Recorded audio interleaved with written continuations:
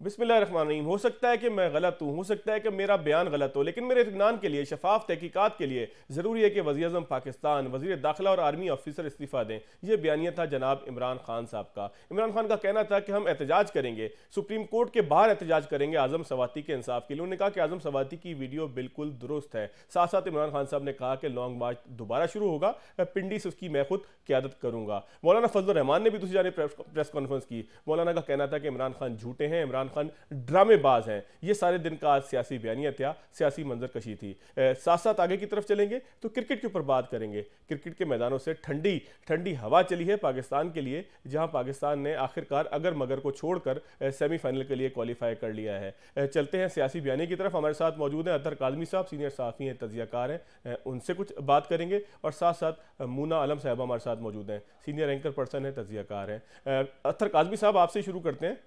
Long मार्च दोबारा शुरू होगा, क्या इमरान खान साहब मजीद अब खतरनाक हो जाएंगे? क्या आपको लगता है कि एक बहुत बड़ा वजमा ले आने में कामयाब हो सकेंगे वो पिंडी तक? देखिए, ऑब्वियसली खान साहब ने गुज़िश्ता 6 महीने के दौरान जो सियासी एक्टिविटी की है वो अनप्रेसिडेंटेड है। पाकिस्तान की तारीख में कभी भी हमने कोई ऐसी चीज़ नहीं देखी। वो जब हुकूमत में थे तो वो कहते थे कि मैं सड़क सड़क पे आ गया तो खतरनाक हो जाऊंगा। जब वो सड़क पे आए तो फिर आपने देखा कि हुकूमत पे कितना प्रेशर पड़ा।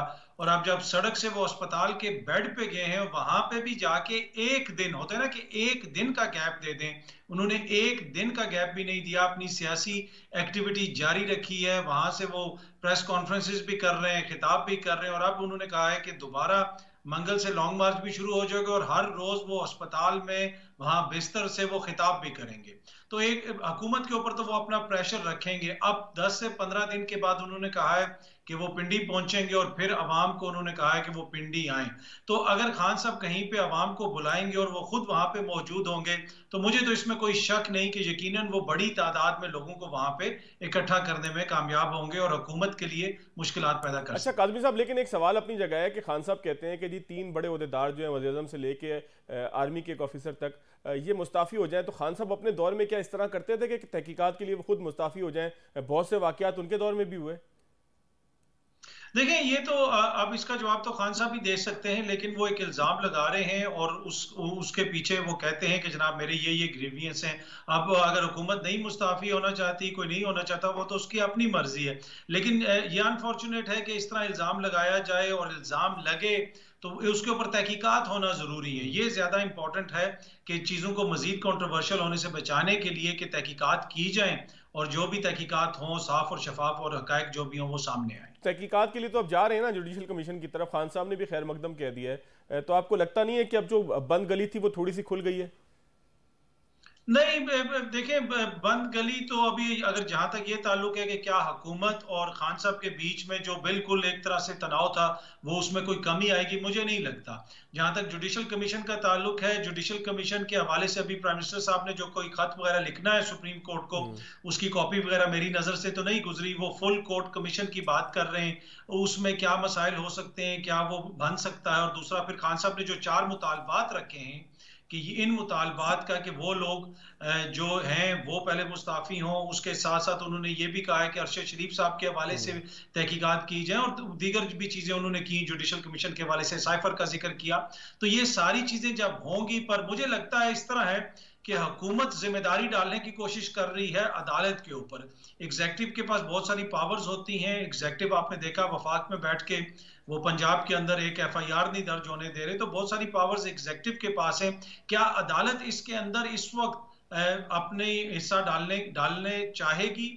क्योंकि अगर अदालत में कोई कमीशन वगैरह बनता है हम्म। और समाअत वगैरह वहां पे होती है तो फिर आपको पता है कि जो इस वक्त सारी सूरत हाल है, फिर अदालत का भी जिक्र हर जगह पे होगा। तो ये भी एक बड़ी चीज है जो है ना, इंपॉर्टेंट पॉइंट है। आप देखते हैं कि चीफ जस्टिस साहब इसके ऊपर क्या जवाब देते हैं जब प्राइम मिनिस्टर साहब का बाकायदा उनको खत जाएगा। बिल्कुल ठीक है। तक मुना आलम साहबा को शामिल करते हैं। मुना साहबा, ये बताइएगा, मशरूत आमादगी है इमरान खान साहब की जुडिशल कमीशन पे। कहीं ऐसा ना हो कि जब जुडिशल कमीशन बन जाए, फॉर्म हो जाए, लेकिन इमरान खान साहब की शर्तें पूरी ना हो तो फिर खान साहब जो है वो जुडिशल कमीशन की भी किसी बात को मानने से इनकार कर दें? क्योंकि माजी में हम ये देखते रहे हैं कि खान साहब अपने मुतालबों के ऊपर जो है वो खड़े रहते हैं। जी बिल्कुल, ये एन मुमकिन है कि ऐसा हो। और जो डेडलॉक की सूरत हाल है, हम दुआ तो कर रहे हैं कि वो ना बने। क्योंकि देखें, अगर हम कहते हैं ना खान साहब बगैर सबूतों के इल्जाम लगा रहे हैं, वो बिल्कुल बात सही है। कि उनके पास अगर आप पूछें उनके लोगों से कि जी सबूत क्या है, तो वो उनकी पुरानी तकारीर बताते हैं कि जी वो तकरीर में ये कहा कि फितने का सर कुचलना है और इस तरह की बातें। तो वो मुझे लगता है इस तरह की तकारीर तो जाहिर है इनके हवाले से इनके बहुत सारे लोगों की होंगी। तो अगर उनके ऊपर किसी का अगर हमला हो तो वो इनका नाम ले लें या इनके रहनुमा का या खान साहब का नाम ले लें या किसी पीटीआई के बहुत बड़े रहनुमा का नाम ले लें, तो ये तो फिर एक आपस में खींचातानी है। मतलब जाहिर है इसमें कोई सब्सटैंशिएटेड चीज नहीं है। लेकिन असल सवाल क्या है जिससे हम लोग अक्सर और बेशतर डिविएट हो रहे हैं, असल सवाल ये है कि इस डेडलॉक की सूरत हाल को हम खत्म कैसे कर सकते हैं। बिल्कुल ठीक। खत्म करने का सिर्फ एक तरीका है और वो है कि इसके ऊपर बगैर किसी इफ्स एंड बट्स के तहकीकात कराई जाए। जितना इन तहकीकात को डेफर किया जाएगा, ख्वाह वो खान साहब डेफर करें, कोई किसी तरह की नई डिमांड रख के कि जी अब मैं नहीं मानता या ये मैं कमीशन भी नहीं मानता, इस तरह की भी बात करें, वो डेफर करें या हुकूमत वक्त डेफर करें।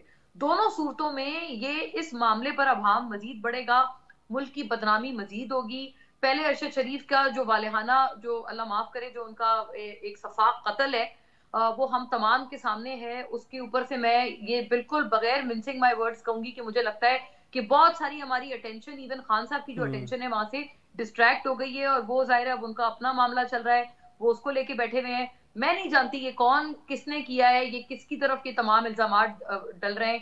पीटीआई का कोई इंसाइडर जॉब, क्योंकि हुकूमत कह रहे हैं कि जी पीटीआई का इंसाइडर जॉब है, पीटीआई वाले कह रहे हैं ये हुकूमत और रियासत पाकिस्तान तो दोनों ने मिलकर उनके खिलाफ गठजोड़ बनाया है और उन्होंने किया है। लेकिन जो भी ये कर रहा है, मुझे ये इतनी बात क्लियर है कि इससे ना पाकिस्तान का एक तो बड़ा सॉरी इंप्रेशन जा रहा है और दूसरा ये कि यके बाद दीगरे ऐसे हमें अवाम को उलझा के रखा है कि हमारा इस वक्त सैलाब ज़ब्तान से ध्यान हट चुका है, हमारा इस वक्त मईशत की संगीन मसाइल जो हैं उनसे ध्यान हट चुका है। आप याद करें शहबाज शरीफ साहब एक बहुत भारी भरकम वफ्त लेकर वजीर आजम चीन गए थे और जिस रोज ये हमला हुआ है उस रोज उनकी 5 बजे प्रेस कॉन्फ्रेंस थी जिसमें उन्होंने ये बात बतानी थी कि जी वो उस वक्त का क्या हासिल हुआ, क्योंकि अवाम के जहनों में ये सवाल था और तनकीद भी हो रही थी भर भर के हुकूमत पे कि आप इस वक्त हालात देखें और आप इतने तमाम बड़ा सा वक्त लेके, कोई हुकूमत का बंदा आपने नहीं छोड़ा जो उस वक्त में ना गया हो, आप सारे वहां चले गए थे, तो आप वहां से क्या लेकर आए?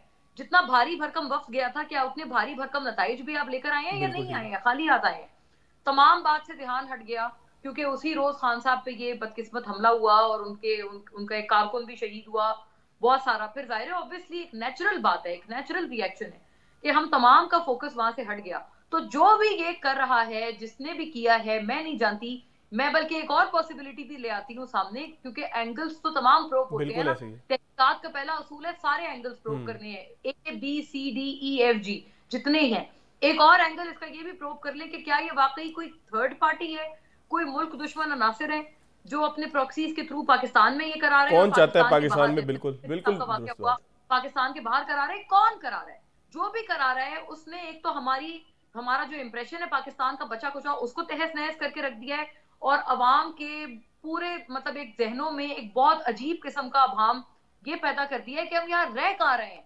एक वाकये से हमारा ध्यान हटता नहीं है कि दूसरा हो जाता है, दूसरे से हम अपने डिप्रेशन पूरा होता नहीं है कि तीसरा हो जाता है। हमारे साथ आखिर हो क्या रहा है? अत्तर काज़मी साहब, मैं आप ही की तरफ ये सवाल दोबारा लेकर आऊंगा कि अगर तहकीकात हो जाती हैं, खान साहब कहते हैं कि जी FIA हो या दीगर एजेंसियां हों, जाहिर हुकूमत के मातहत है, ये तमाम लोग मौजूद होंगे, जो उन्होंने शर्त रखी है कि ये मुस्ताफ़ी हों, तो तहकीकात के बाद अगर खान साहब ने नहीं माना, क्योंकि मुस्ताफ़ी होने का पाकिस्तान के अंदर कल्चर कोई नहीं है। देखिए ऑब्वियसली बिल्कुल आपने दुरुस्त कहा कि पाकिस्तान के अंदर ये कल्चर तो नहीं है। अगर FIA तहकीकात करेगी तो मेरा नहीं ख्याल कि खान साहब उसको मानेंगे, इसलिए कि FIA आपको पता है कि इस वक्त हुकूमत के अंडर है और खान साहब की उस हवाले से रिजर्वेशन है। शहबाज शरीफ साहब का अपना FIA के अंदर एक केस चल रहा था और FIA उस जमाने में जिस वक्त इमरान खान साहब की हुकूमत थी, वो FIA का ये मौकिफ था कि ये बिल्कुल जो है क्लोज एंड शट केस है और शहबाज शरीफ साहब के खिलाफ केस साबित हो गया। लेकिन जो ही शहबाज शरीफ साहब की हुकूमत आई तो उसी FIA ने कोर्ट में जाके क्या कहा वो भी हमारे सामने है। तो क्या खान साहब उस FIA की तहकीकात को मानेंगे? मेरा नहीं ख्याल उस तहकीकात को मानेंगे। इसी वजह से वो सुप्रीम कोर्ट के कमीशन के हवाले से जिक्र करते हैं, पहले भी करते आए हैं, साइफर के मामले पे भी करते आए हैं और बार बार ये मुतालबा करते रहे हैं कि जी सुप्रीम कोर्ट इसकी तहकीकात करे। लेकिन उस वक्त हुकूमत का ये मौकिफ था कि जनाब के साइफर की तो तहकीकात हो चुकी है, लिहाजा ये तहकीकात करवाने की जरूरत नहीं है। तो अब देखते हैं कि जो भी तहकीकात, अगर तहकीकात FIA भी ना करे, एक बड़ी एजेंसी के ऊपर, प्रीमियर एजेंसी के ऊपर पाकिस्तान के जो है वो तहफ़्फ़ुज़ात खान साहब जाहिर कर दें, तहकीकात करेगा कौन? जाहिर है जज तो नहीं जाएंगे फील्ड के अंदर, जज तो जाके चेक नहीं करेंगे कि गोली कैसे चली, ना उनको पता है, उनके सामने तो शवाहिद रखे जाएंगे, चीज़ें सामने आएंगी तो वो फिर आगे जुडिशल कमीशन उसके ऊपर कोई फैसला करेगा। तो आपको लगता है कि ये मामला भी खटाई में पड़ जाएगा, एक सियासी बहस बन जाएगी?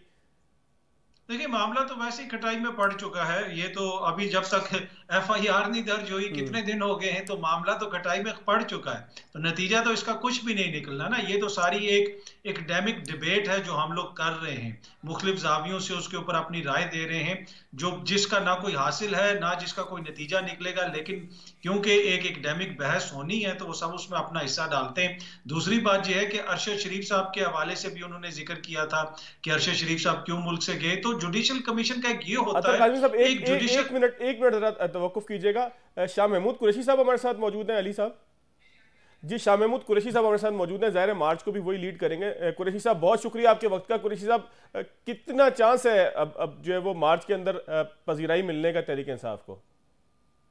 देखिए, इमरान खान का बयानिया, हमने तो इमरान खान के बयानिए को लेकर चलना है और इमरान खान का नुक्ता नज़र जो है वो लोगों की खिदमत में पेश करना है।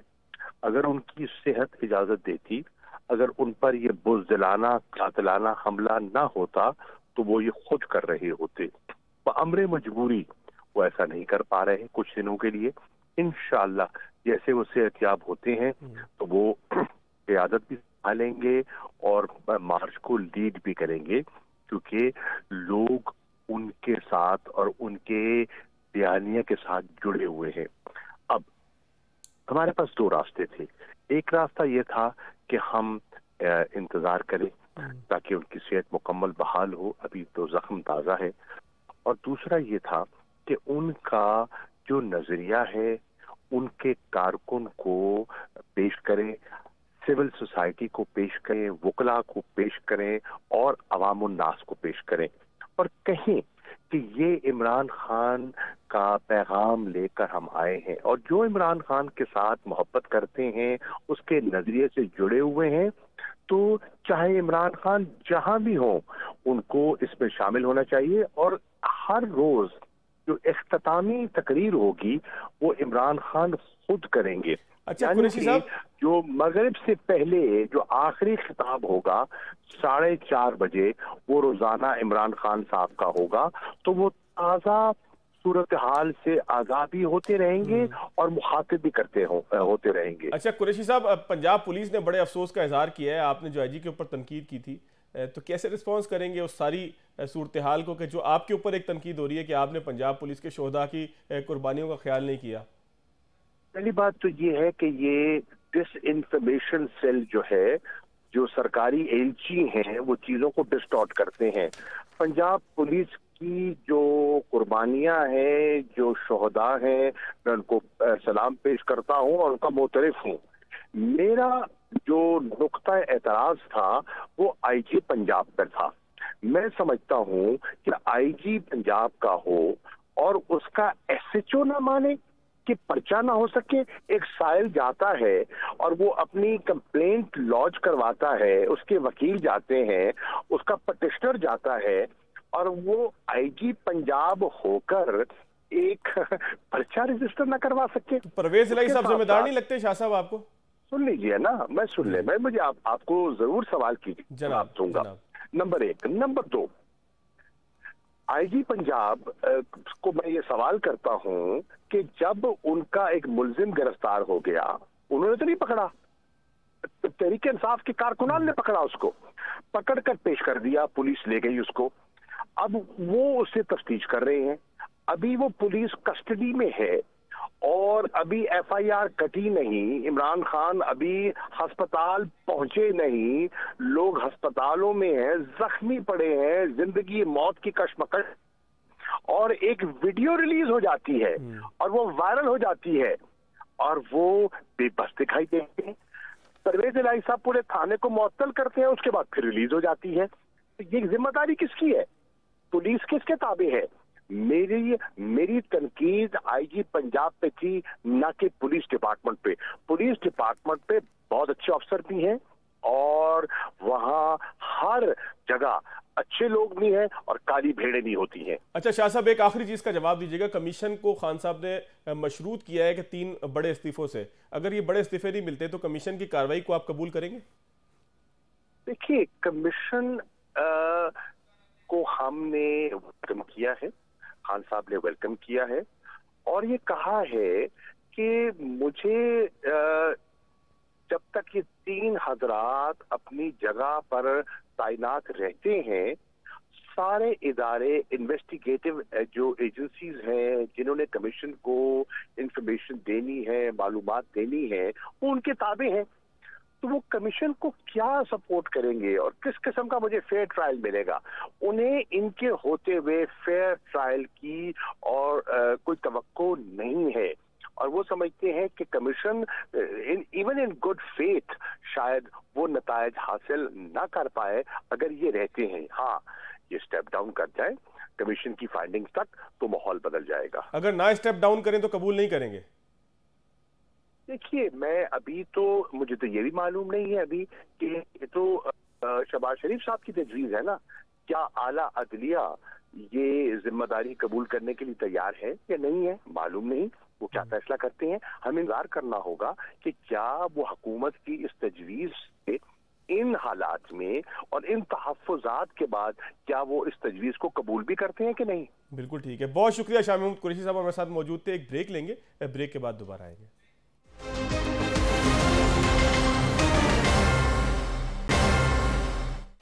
ब्रेक के बाद खुश आमदीद। अतर काज़मी साहब, आपने शाह महमूद कुरैशी साहब की गुफ्तगू सुनी, मुना आलम साहबा आपने भी सुनी। कुरैशी साहब कहते हैं कि अभी कबल अज़ वक्त है कमीशन का मामला, तो आपको लगता है कि ये सारा गेम कुछ बन पाएगा? क्योंकि मुझे बार बार ये फीलिंग आ रही है कि खान साहब ने रास्ता खुला छोड़ दिया है कि अगर कमीशन बन जाता है उसके बाद वो अपना काम करना शुरू कर देता है। इस्तीफे के देने का तो पाकिस्तान में सिस्टम ही कोई नहीं है।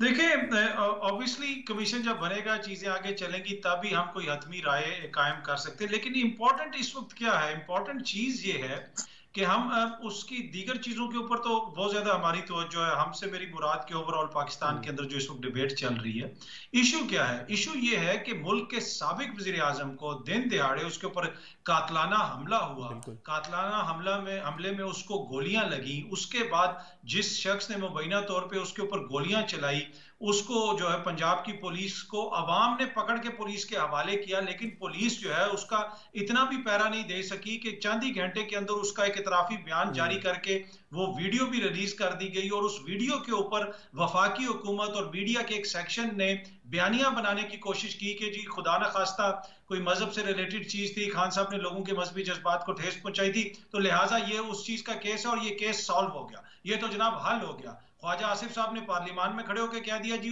खान साहब ने मजहबी रेड लाइन अबूर की थी, तो फिर तो ऐसा ही होना था। उधर जो राना साहब ने प्रेस कॉन्फ्रेंस की, उसमें भी यही तासुर मिला। दीगर जो लोग बातें कर रहे हैं वो भी यही कह रहे हैं कि जनाब केस तो सॉल्व हो गया। तो जब आप तहकीकात अब तक जो हुई है, क्या कोई भी जी शऊर शख्स मान सकता है कि वो आइन और कानून के मुताबिक हुई है? अब तक जो कुछ हुआ है कि एफआईआर ही दर्ज नहीं हुई, तो बाकी कमीशन तो बाद की बात है ना। अभी तक तो वो जो मुद्दई है वो फिर रहा है उस सूबे के अंदर जिसमें उसकी अपनी हुकूमत है, लेकिन वफाकी हुकूमत एफआईआर नहीं दर्ज होने दे रही। तो बाकी चीजें तो बाद की बात है। इस्तीफा किसने देना है, एफआईआर तो दर्ज हो जाए पहले। बिल्कुल ठीक है काज़मी साहब। मुना साहिबा की तरफ मैं आता हूँ। मुना साहिबा, इमरान खान साहब ने आज इस्लामिक टच को बड़ी इब्तिदा में अपने पूरी प्रेस कॉन्फ्रेंस में मजम्मत उसकी की है, इस्लामिक टच की, कि उन्होंने कहा कि मुझे फंसाने की कोशिश की गई, मेरी वीडियोज़ रिलीज़ की गई। सियासतदान को सीखेंगे कि मजहबी टच को, इस्लामी टच को ज़रा आप साइड में रखें, बगैर किसी टच के जो है पॉलिटिकल टच पे ही चलते रहें? जी, बहुत चुभता सवाल है और बहुत सही सवाल है। इसमें कोई शक नहीं कि हुकूमत वक्त ने भी जज्बात उभारने की कोशिश की है इमरान खान साहब के खिलाफ, मजहबी तमाम फेनेटिक्स के। ख्वाजा आसिफ साहब की स्पीच का हवाला दिया है अतर साहब ने, आपको इससे पहले याद होगा जावेद लतीफ साहब ने इससे कई ज्यादा खतरनाक स्पीच की थी। हालांकि एहसन इकबाल का वाकया भी भूले नहीं है हुक्मरान इत्तेहाद वाले। जी वो बिल्कुल, वो भी। और एहसन इकबाल साहब पे जब हमला हुआ था उसमें और मजीद बद से बदतर ये कि अबरारुल हक साहब जो उनके सियासी मुखालिफ है, उन्होंने कहा था कि याद होगा आपको एक प्रोग्राम में कि गोली और पता नहीं चप्पल और इस तरह की चीजें अवामी रद्द अमल होता है, मतलब उन्होंने इस तरह की बात की थी अपने सियासी मुखालिफ पर होने वाले हमले पर। लेकिन मैं जावेद लतीफ साहब की बात का हवाला भी देना चाह रही थी। मैं ये कह रही थी जावेद लतीफ साहब का भी आपको याद होगा, उन्होंने इससे भी बुरी बात की थी। और उन्होंने एक ऑलरेडी जो मार्जिनलाइज्ड मजहबी एक ग्रुप है उसकी मिसाल देके इमरान खान साहब को कहा कि ये इनका ताल्लुक उनसे है और इस वजह से ये ऐसे कर रहा है। इतनी उन्होंने फजूल किस्म की वो बात थी और पीटीवी ने वो नशर की थी, जबकि स्टेट टीवी तो एक तरह से आप समझे एपिटमी है उन तमाम चीजों का कि तमाम जो मजहबी एतबार से और एक मुल्क में कोहेजन और एक जो हम आहंगी है हर एतबार से, चाहे वो मजहबी हो रीजनल हो, तमाम हम आहंगी को इंश्योर करने के लिए स्टेट टीवी का किरदार होता है। बिल्कुल बरक्स इस हुकूमत ने स्टेट टीवी को मजहबी रुझानात अपने सियासी मुखालिफ के खिलाफ उकसाने के लिए इस्तेमाल किया, तो ये बहुत अजीब सी बात थी। अच्छा मुन्ना साहबा, बिल्कुल आखिरी एक आध मिनट में मैं चाह रहा था कि अपने और अपनी सहाफी बरादरी के लिए भी कुछ बात कर लूं। खान साहब ने आज ट्वीट के ऊपर भी तनकीद की है कि सहाफियों ने ट्वीट किया 6:20 टाइम भी बताना शुरू किए, नाम भी उन्होंने लिए, तो क्या अब हमें ट्वीट करते हुए सोचना पड़ेगा किसी इंसिडेंट के बाद अगर हमारे पास कोई एक्सक्लूसिव चीज़ आ जाती है तो हम उसको ट्वीट ना करें कि कहीं ऐसा ना हो कि केस के अंदर जो है वो कोई जो पार्टी है वो हमारे खिलाफ ही बयान देना शुरू कर दे? देखिए, ये तो फवाद साहब आपको पता होगा दोनों इतराफ के जो सहाफी हैं ना उनको भी थोड़ा सा ख्याल करना चाहिए इस चीज का कि आप बिल्कुल सहाफी रहें और आप पार्टी ना बन जाएं। मैं तो जाती तौर पे मैं इन तमाम इस तरह के तमाम सहाफियों के मैं नहीं समझती कि वो कोई हक की या जायज बात करते हैं।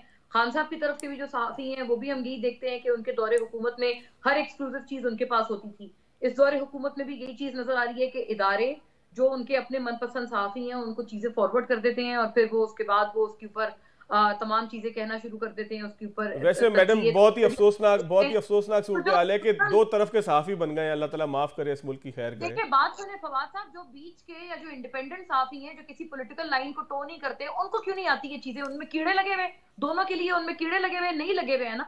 तो इसका मतलब ये कि जो इंडिपेंडेंट सहाफी है वो हर किसी की आंख में चुभता है और जो हर तरह के जो I am sorry to use this word लेकिन मेरे पास I am running short of better word, लेकिन ये जो सियासी रहनुमा के मतलब वो उस तरह के सहाफी हैं जो सहाफी के रूप में सियासी कारकुन है, तो उनको तमाम जो सियासी जमातें हैं जब वो बरसरे इक़्तिदार होती हैं तो उनको सर का ताज बना देती हैं। फिर जब थोड़ी देर दूसरे मुखालिफ की हुकूमत आती है वो खुडे लाइनों के बैठ जाते हैं। अच्छा मैडम आखिरी 30 सेकंड है, मैं कहूँगा काज़मी साहब अगर कंक्लूड कर देते। काज़मी साहब आपकी तरफ आता हूँ, सहाफियों पे तनकीद ठीक है? देखिए मसला ये है कि फौज साहब के हम अपना रोजगार ही लोगों पे तनकीद करके कमाते हैं, तो हमें इतना छुई मुई नहीं होना चाहिए। अगर हम पे कोई तनकीद कर दे तो खैर है, हमें हकायक जो भी होते हैं वो सामने आ जाते हैं। अब सहाफियों पे हर दौर में तनकीद होती रहती है, तो इतना इसको दिल पे नहीं लेना चाहिए। जहां तक ये ताल्लुक है कि कोई इंफॉर्मेशन आएगी सहाफी के पास तो सहाफी ने तो शेयर करनी है, उससे कोई इख्तलाफ कर सकता है। हाँ, अगर किसी सहाफी ने कोई कानून की खिलाफ वर्जी की है तो फिर अदालतें हैं, तो अदालत में चले जाएं, चाहे खान साहब हो या हुकूमत हो। जो भी ये समझता है कि सहाफियों ने कोई खिलाफ कानून चीज की है तो उसके लिए मुल्क का आइन भी मौजूद है, कानून भी मौजूद है, अदालतें भी मौजूद है। बहुत शुक्रिया अतर काज़मी साहब आपका, मुन्ना आलम साहब आपका बहुत शुक्रिया। एक ब्रेक लेंगे, ब्रेक के बाद क्रिकेट की तरफ आएंगे। अच्छी खबरें क्या है जानते हैं।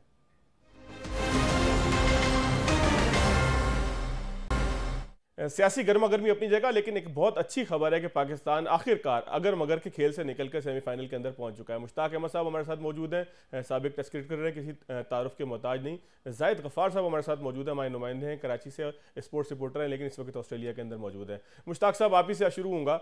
साउथ अफ्रीका से इसी तरीके से 92 के वर्ल्ड कप के अंदर बारिश का एक सहारा मिला था, गो के इस दफ़ा टारगेट थोड़ा सा मुख्तलिफ था, लेकिन साउथ अफ्रीका से मैच पड़ा, पाकिस्तान जो है वो क्वालिफाई किया सेमीफाइनल के लिए और सेमीफाइनल के अंदर न्यूजीलैंड से जो है वो हमारा मुकाबला था। कुछ रेलिवेंसी लगती है आपको? बिस्मिल्लाहिर्रहमानिर्रहीम, बिल्कुल कड़ियां मिलती जुलती हैं। आप देखें, मैं अभी एक प्रोग्राम कर रहा था न्यू के ऊपर, या आज क्रिकेट के ऊपर ही हम बैठे हुए थे, तो मैं यही कह रहा था कि 92 में 74 पे हम आउट हुए और 1 पॉइंट हमें बारिश की वजह से मिला। साउथ अफ्रीका एक बारिश की 1 पॉइंट की वजह से पीछे रह गया और फिर वो दोनों मैच भी अपने हार गया।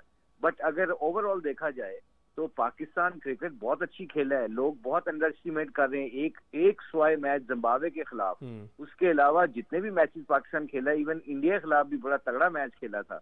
तो हमारी टीम इस वक्त मोमेंटम में है और ये 2020 का जो फॉर्मेट है ना, ये टोटली मोमेंटम की गेम होती है। तो आप अल्लाह का शुक्र है, हमारे शहीन का भी आज मैंने देखा रिदम वापस आ गया, उसका रिवर्स स्विंग भी होना शुरू हो गया, अच्छा उसका जोर भी लग रहा था। तो ओवरऑल देखा जाए तो पाकिस्तान के लोगों की दुआएं भी हैं पीछे। लाइक मुझे याद है, मैं एक प्रोग्राम अभी मैच से पहले, आई थिंक साउथ अफ्रीका के मैच से पहले, हमारे जो ऑस्ट्रेलिया में पाकिस्तानी ओवरसीज रहते हैं, उन्होंने कहा जी जैसी मर्जी हमारी टीम है, हम तो अपनी टीम को बैक करने आए हैं। तो ये पाकिस्तान की कौम की दुआएं हमेशा अपने हीरोज के साथ होती हैं, तो उसका रिजल्ट आज हमें इस खुशी में मिला है। अच्छा मुश्ताक भाई, 92 में भी हमने न्यूजीलैंड को हराया, फिर 99 के अंदर भी न्यूजीलैंड को हराया सेमीफाइनल्स के अंदर, तो न्यूजीलैंड के ऊपर हमारी नफसियाती बढ़तरी है कोई सेमीफाइनल्स के हवाले से, खास तौर पे देखा जाए अभी ट्राई सीरीज के अंदर भी हमने फाइनल में हराया उन्हें? देखिए, मैं जितने भी ओवरसीज टीमों के साथ कोचिंग की है, मुझे एक चीज का पता है, जितना जितना बड़ा करीब सेमीफाइनल फाइनल के करीब आते हैं ना, क्वार्टर फाइनल करीब आते हैं, तो ये इनकी नर्व्स जो है ना वो साथ देना छोड़ देती हैं, जबकि हमारा अदर वे राउंड सीन चलता है। हम क्या करते हैं कि जैसे जैसे हम करीब आते हैं तो हमारा मोमेंटम, हमारी बॉडी लैंग्वेज और तगड़ी होना शुरू हो जाती है। ये नेचुरली, आई डोंट नो, पाकिस्तानियों में अंदर अल्लाह ने ऐसी खसूसियत रखी है कि जैसे ही मंजिल करीब आती है हम और तगड़े हो जाते हैं। और ये न्यूजीलैंड वाले जितने भी देखें सेमीफाइनल फाइनल में, ये भी बहुत अंडर प्रेशर खेलते हैं। और ये गेम जो है ना, ये नर्व्स की गेम होती है, और जिसका टेम्परामेंट, जिस टीम का टेम्परामेंट तगड़ा होगा, जिस टीम का कप्तान का टेम्परामेंट तगड़ा होगा, I think on that day मुझे लगता है कि वो एक्सप्रेस कर सकते हैं। मुश्ताक भाई, आपने कप्तान के टेम्परामेंट की बात की, लेकिन हमारे जो कप्तान है उनके तो बल्ले पे गेंद ही नहीं आ रही। आज भी सिवाय एक आध शॉट के उन्होंने कोई भी शॉट मिडल नहीं की, और आउट भी देखें जिस तरीके से हुए वो। बिल्कुल ठीक कह रहे हैं आप, मगर जब टीम जीत रही होती है ना, तो फिर वो आपको वो नेचुरली लीडरशिप तो तभी आती है ना, आप अपने पर्सनल गोल्स नहीं देखने होते आपने। हार के अगर कप्तान की परफॉर्मेंस बुरी हो रही हो तो फिर कप्तान थोड़ा सा और अंडर प्रेशर हो जाता है डिसीजन मेकिंग में।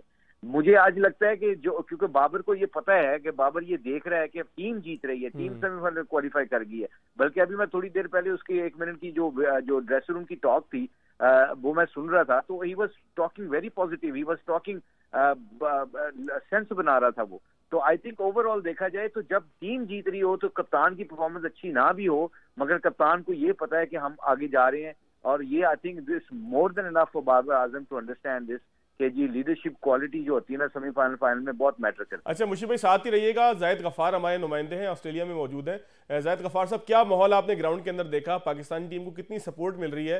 क्या उम्मीदें थी पाकिस्तानी तमाशाइयों की कि Pakistan all the way semifinal के लिए क्वालिफाई कर जाएगा?